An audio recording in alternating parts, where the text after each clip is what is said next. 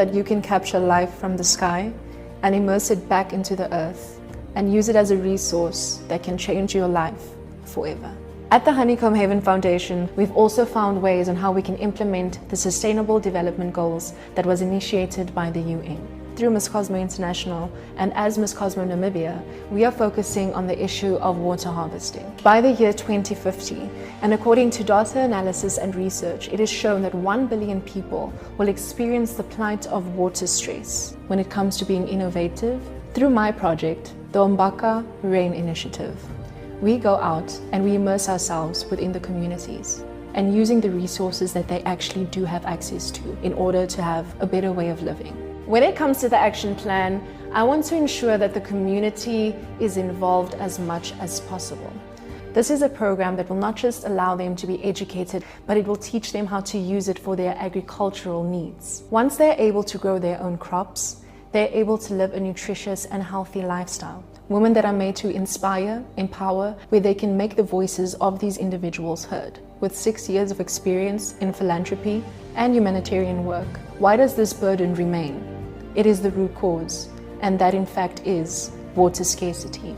Through my project, not only am I allowing the community to plow back into their futures, and most importantly the women to feel empowered. When I think of water scarcity, I imagine a young girl carrying a 25-liter bottle for kilometers on end.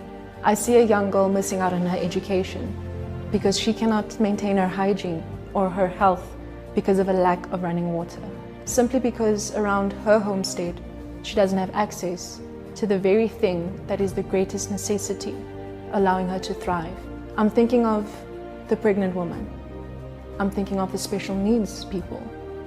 To empower an individual by helping them realize that they can capture life from the sky. Water scarcity goes beyond what the eye meets. In order to allow these communities to have a voice and a platform, they need to be showcased on platforms that do truly make an impact. And that is why I am there. #Beauty in Action.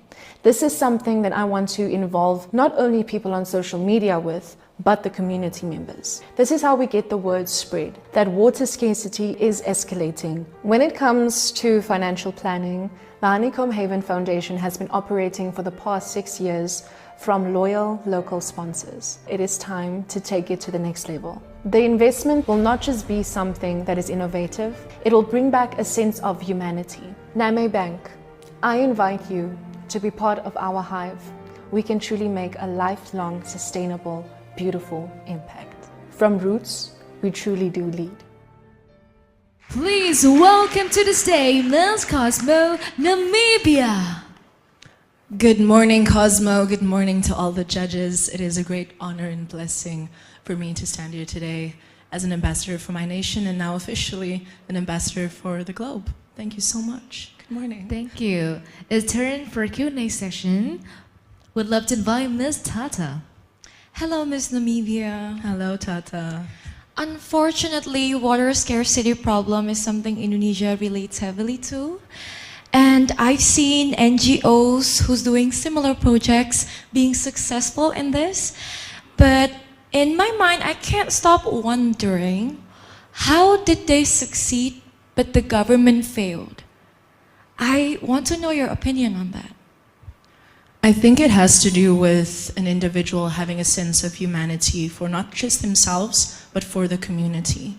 When a community stands together, it is a threat to the government. And then the government officially decides that maybe we need to support the communities.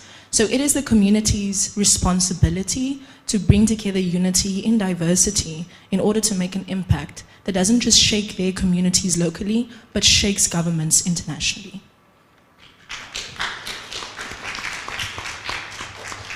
Is there any other question, judges?